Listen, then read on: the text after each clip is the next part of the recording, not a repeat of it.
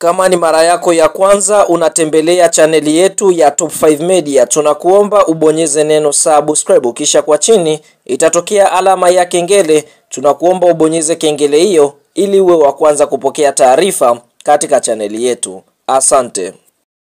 Mchezo mkubwa wa kombe la shirikisho barani Afrika, hatua ya robo fainali, mechi ya mkondo wa pili ambayo inasubiriwa na wadau wengi wa soka duniani, hususan katika bara la Afrika, nchini Tanzania na nchini Misri. Ni mtanange ambao utakwenda kuikutanisha klabu ya soka ya Simba Sports Club kutoka katika ardhi ya Tanzania dhidi ya kikosi cha timu ya soka ya Al Masry kutoka katika nchi ya Misri, ambapo tunashuhudia kikosi cha timu ya soka ya Al Masry tayari kimeshawasili katika ardhi ya Tanzania. Na ikumbukwe mchezo huu unatarajiwa kuchezwa siku ya Jumatano ya tarehe 9 mwezi wa 4 mwaka 2025 kuanzia majira ya saa 10 jioni katika uwanja wa Benjamin Mkapa, ambapo Simba ndiye ambaye atakayekwenda kuwa mwenyeji katika mchezo huu. Kumbukwe mchezo wa mkondo wa kwanza klabu ya soka ya Simba Sports Club waliweza kupoteza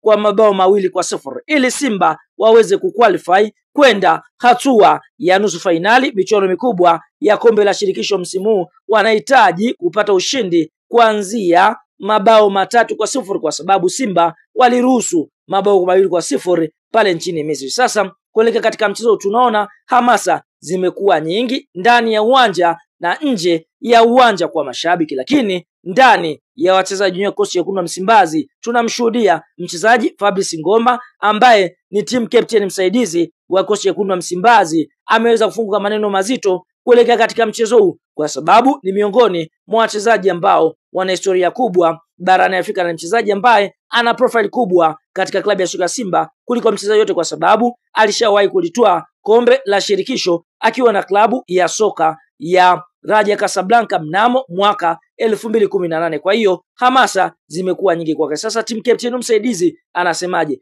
Ngoma ameweka kikao na wachezaji wenzake Aua, Mpanzu na wengine kuiua klabu ya soka ya Al Masry, ambapo taarifa inasema hivi: Ngoma amesema baada ya mazungumzo hayo wachezaji wamekubaliana kwamba wanatakiwa kucheza kwa nguvu kubwa kama mnyama Simba anapokuwa mawindoni, kwa kuhakikisha wanalinda heshima ya klabu ya Simba na kuwafurahisha mashabiki wa klabu ya soka Simba kwa kupindua meza watakaporudiana na klabu ya soka ya Al Masry ambao ni Waarabu.